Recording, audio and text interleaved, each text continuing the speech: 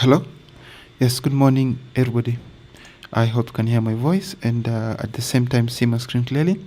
So today I'd like us to start off with the chart on my screen. This is Euro USD. We are looking at a very good resistance zone here. We have a resistance here. We have a resistance here. So we basically expect the price to push back to the upper side, at least up to this zone. When this zone is broken, the next target we are looking at is this zone here.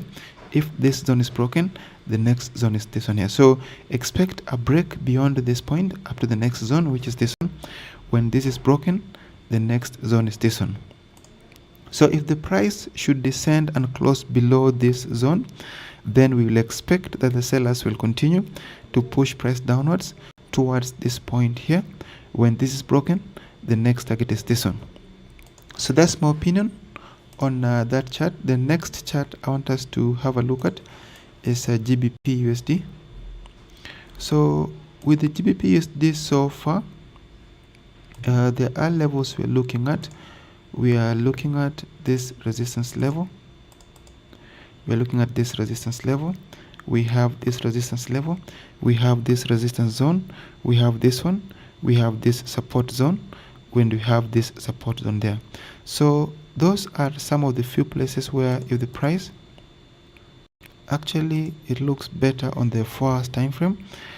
We have a very good resistance zone here. We have another one here. We have another one here, and we have a very good support zone here, and we have another support zone here. The next support zone is this one, and the last one is the one we have at the very bottom.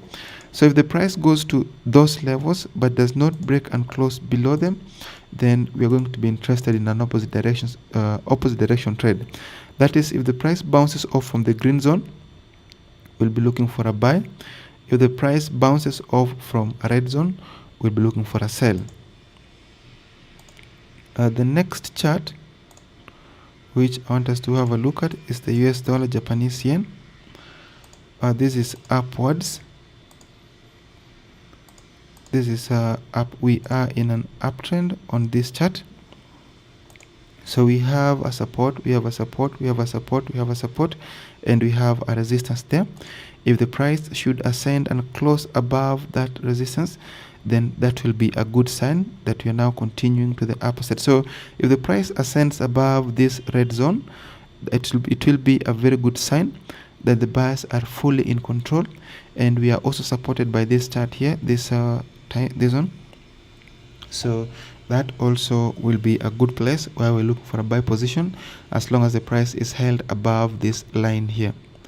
So that is my opinion on that chart. The other chart is the SP500.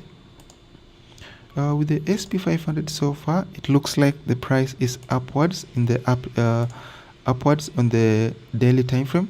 So we've just bounced off from a very good support zone. We have just bounced off from a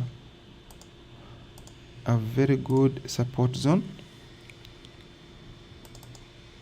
and we expect that the buyers will push us to the upper side, at least after this red zone here. So if you're on this chart while we're talking right now, you are supposed to be focusing on buy positions, expecting that the buyers will push us to the upper side, at least up to this level here. So that's my opinion. The next chart is gold. On gold also, we've just bounced off from a very good resistance zone.